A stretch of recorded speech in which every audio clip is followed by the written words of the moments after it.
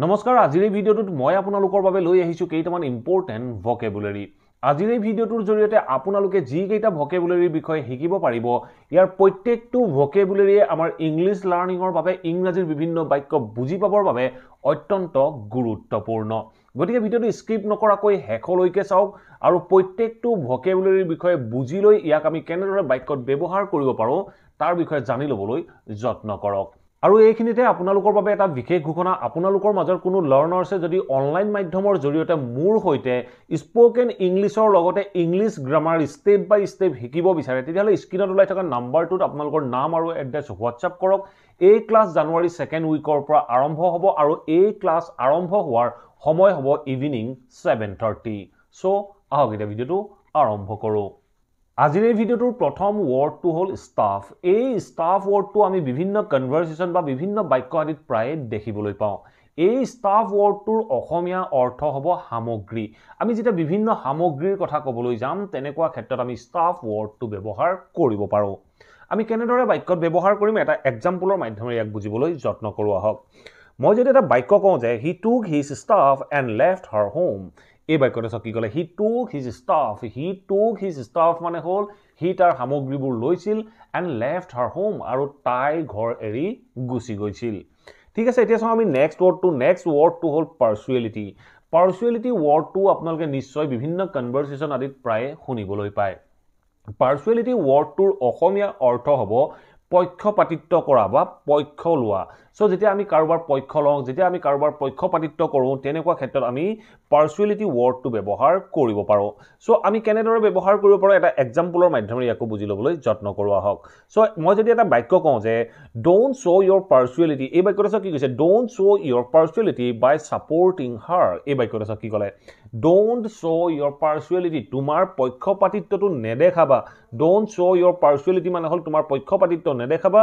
বাই supporting হাৰ তাইক support কৰি তুমি তোমাৰ পক্ষপাতিত্বটো দেখাই নিদিবা এনেধৰণে ক'বলৈ যাওঁতে আমি পাৰ্চুৱেলিটি ৱৰ্ডটো ব্যৱহাৰ কৰিব পাৰোঁ ঠিক আছে এতিয়া চাওঁ আমি নেক্সট ৱৰ্ডটো হ'ল পাৰ্চিয়েলি ৱৰ্ডটো আমি বিভিন্ন কনভাৰসেচন বা বিভিন্ন বাক্য আদিত দেখিবলৈ পাওঁ এই পাৰ্চিয়েলি ৱৰ্ডটোৰ অসমীয়া অৰ্থ হ'ব আংশিকভাৱে যেতিয়া আমি কোনো কথাত আংশিকভাৱে বুলি ক'বলৈ যাওঁ তেনেকুৱা ক্ষেত্ৰত আমি পাৰ্চিয়েলি ৱৰ্ডটো ব্যৱহাৰ কৰিব পাৰোঁ মই যদি এটা বাক্য কওঁ যে she is partially correct তাই আংশিকভাৱে শুদ্ধ তাই অলপমান শুদ্ধ এনেধৰণে ক'বলৈ যাওঁতে আমি বাক্যটো ক'লো she is partially correct তাই আংশিকভাৱে শুদ্ধ ঠিক আছে এতিয়া চাওঁ আমি নেক্সট ৱৰ্ডটো হ'ল টেন্ডেন্সি মানে হ'ল প্ৰৱণতা যেতিয়া আমি কিবা এটা প্ৰৱণতাৰ কথা ক'বলৈ যাওঁ তেনেকুৱা ক্ষেত্ৰত আমি টেন্ডেন্সি ৱৰ্ডটো ব্যৱহাৰ কৰিব পাৰোঁ আপোনালোকেও নিশ্চয় এই টেন্ডেন্সি ৱৰ্ডটো বিভিন্ন কনভাৰসেচনৰ মাজত ব্যৱহাৰ কৰিয়ে থাকে সো আমি কেনেদৰে ব্যৱহাৰ কৰিব পাৰোঁ এটা এক্সাম্পলৰ মাধ্যমেৰে ইয়াকো বুজিবলৈ যত্ন কৰোঁ মই যদি এটা এক্সাম্পল কওঁ যে he doesn't have a tendency এই বাক্যটো কি কৈছে he doesn't have a tendency to get involve if he sees a fight এই বাক্যটো কি ক'লে he doesn't have a tendency তাৰ এনেকুৱা টেন্ডেন্সি বা এনেকুৱা প্ৰৱণতা নাই কি প্ৰৱণতা নাই টু গেট ইনভলভ মানে সোমাই পৰাৰ প্ৰৱণতা নাই তাৰ কোনটো প্ৰৱণতা নাই তাৰ সোমাই পৰাৰ প্ৰৱণতা নাই ক'ত সোমাই পৰা if he sees a fight যদি সি এখন কাজিয়া দেখে সেই কাজিয়াৰ মাজত সোমাই পৰাৰ তাৰ প্ৰৱণতা নাই এই প্ৰৱণতাৰ কাৰণে আমি টেন্ডেন্সি ৱৰ্ডটো ব্যৱহাৰ কৰিব পাৰোঁ ঠিক আছে এতিয়া চাওঁ আমি নেক্সট ৱৰ্ডটো হ'ল কণ্ডাক্ট মানে হ'ল আয়োজন কৰা যেতিয়া আমি কিবা এটা বস্তু আয়োজন কৰোঁ কোনোবা এখন মিটিং আয়োজন কৰোঁ কোনোবা এটা ইণ্টাৰভিউ আয়োজন কৰোঁ তেনেকুৱা ক্ষেত্ৰত আমি কণ্ডাক্ট ৱৰ্ডটো ব্যৱহাৰ কৰিব পাৰোঁ সো এতিয়া চাওঁ আমি কেনেদৰে বাক্যত ব্যৱহাৰ কৰিব পাৰোঁ মই যদি এটা বাক্য কওঁ যে the interview will be conducted in English এই বাক্যটো কি ক'লে the interview will be conducted in English ইণ্টাৰভিউটো ইংৰাজীত কণ্ডাক্ট কৰিব বা ইংৰাজীত আয়োজন কৰিব এনেধৰণে ক'বলৈ যাওঁতে যেতিয়া আয়োজন কৰা বুলি ক'ব লগা হয় তেনেকুৱা ক্ষেত্ৰত আমি কণ্ডাক্ট ৱৰ্ডটো ব্যৱহাৰ কৰিম সো আমি বাক্যটো ক'লোঁ যে the interview will be conducted in English ঠিক আছে এতিয়া চাওঁ আমি নেক্সট ৱৰ্ডটো হ'ল ছিগনিফিকেণ্ট ৱৰ্ডটো আমি বিভিন্ন কনভাৰসেচন বা বিভিন্ন বাক্য আদিত দেখিবলৈ পাই থাকোঁ ছিগনিফিকেণ্ট ৱৰ্ডটোৰ অসমীয়া অৰ্থ হ'ব উল্লেখযোগ্য বা উল্লেখনীয় এনেধৰণে যেতিয়া আমি ক'ব লগা হ'ব তেনেকুৱা ক্ষেত্ৰত আমি ছিগনিফিকেণ্ট ৱৰ্ডটো ব্যৱহাৰ কৰিব পাৰোঁ সো আমি কেনেদৰে ব্যৱহাৰ কৰিম এটা এক্সাম্পল চাবলৈ যত্ন কৰোঁ মই যদি এটা বাক্য কওঁ যে it is significant that you are the first person to be invited. এই বাক্যটো চাওক কি ক'লে it is significant that এইটো উল্লেখযোগ্য বা উল্লেখনীয় যে তাৰপিছত চাওক কি কৈছে you are the first person তুমিয়ে প্ৰথমজন ব্যক্তি to be invited নিমন্ত্ৰিত হোৱা প্ৰথমজন ব্যক্তি it is significant that এইটো উল্লেখনীয় যে বা এইটো তাৎপৰ্যপূৰ্ণ যে কি তাৎপৰ্যপূৰ্ণ you are the first person আপুনিয়ে প্ৰথমজন ব্যক্তি to be invited নিমন্ত্ৰিত হোৱা আপুনিয়ে প্ৰথমজন ব্যক্তি ঠিক আছে এতিয়া চাও আমি নেক্সট ওয়াৰ্ডটো হল ইম্পেকেবল ওয়াৰ্ডটো আপোনালোকে বিভিন্ন কনভাৰসেশন আদিত প্ৰায়ে শুনিবলৈ পায় ইম্পেকেবলৰ অৰ্থ হল ক্ৰুটিহীন নিখুঁত এনে ধৰণে আমি যেতিয়া ক'বলৈ যাওঁ তেনেকুৱা ক্ষেত্ৰত আমি ইম্পেকেবল ওয়াৰ্ডটো ব্যৱহাৰ কৰিব পাৰো সো আমি কেনেদৰে ব্যৱহাৰ কৰিম এটা এক্সাম্পলৰ মাধ্যমেৰে ইয়াকো বুজিবলৈ যত্ন কৰো মই যদি এটা বাক্য কওঁ যে he has an impeccable track record as a police officer এই বাক্যটো চাওক কি ক'লে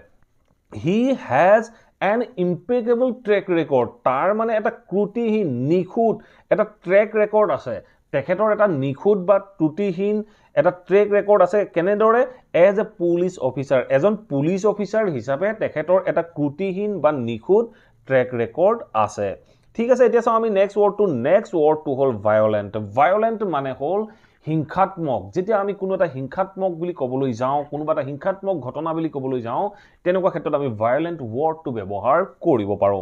সো আমি কেনেদৰে ব্যৱহাৰ কৰিম এটা এক্সাম্পলৰ মাধ্যমেৰে বুজিবলৈ যত্ন কৰো মই যেতিয়া এটা বাক্য কওঁ যে there has been no violence in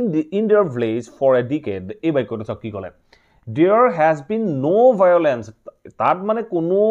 হিংসাত্মক ঘটনা হোৱা নাই তাত কোনো হিংসা হোৱা নাই there has been no violence in their village হিহঁতৰ গাঁৱত কোনো হিংসাত্মক ঘটনা ঘটা নাই কেতিয়াৰ পৰা for a decade এটা যুগ ধৰি এটা শতক ধৰি তেখেতসকলৰ গাঁৱত কোনো হিংসাত্মক ঘটনা হোৱা নাই বুলি কোৱা আমি বাক্যটো ক'লো there has been no violence in their village for a decade ঠিক আছে এতিয়া চাও আমি নেক্সট ওয়ার্ডটো হল ডেৰিগেটৰি ওয়াৰ্ডটো আপোনালোকে প্ৰায়ে শুনিবলৈ পায় এই ডেৰিগেটৰি ওয়াৰ্ডটোৰ অসমীয়া অৰ্থ হ'ব অপমানজনক যেতিয়া আমি কোনো অপমানজনক কথা অপমানজনক আচৰণ এনে ধৰণে ক'বলৈ যাওঁ তেনেকুৱা ক্ষেত্ৰত আমি ডেৰিগেটৰি ওয়াৰ্ডটো ব্যৱহাৰ কৰিব পাৰো আমি কেনেদৰে ব্যৱহাৰ কৰিব পাৰো এটা এক্সাম্পলৰ মাধ্যমেৰে ইয়াক বুজিবলৈ যত্ন কৰো মই যেতিয়া এটা বাক্য কওঁ যে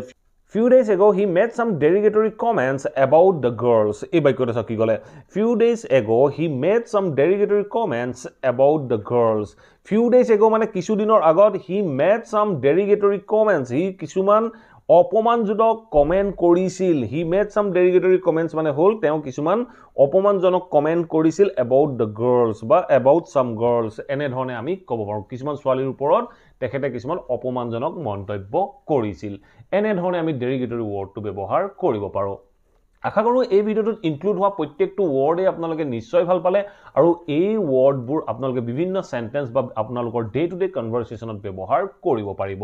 যদি ভিডিওটো ভাল পালে প্লিজ ভিডিওটো লাইক কৰক আৰু সকলোৰে মাজত শেয়াৰ কৰি যাবলৈ সমুলি নাপাহৰিব আৰু আপোনালোকে যদি মোৰ এই চেনেলটোৰ মাধ্যমেৰে এনে ধৰণে ইংৰাজী বিভিন্ন টপিকৰ বিষয়ে শিকি থাকিব বিচাৰে প্লিজ চেনেলটো সাবস্ক্ৰাইব কৰি লৈ অল নোটিফিকেশন অন কৰি লব thank you for watching this video have a nice day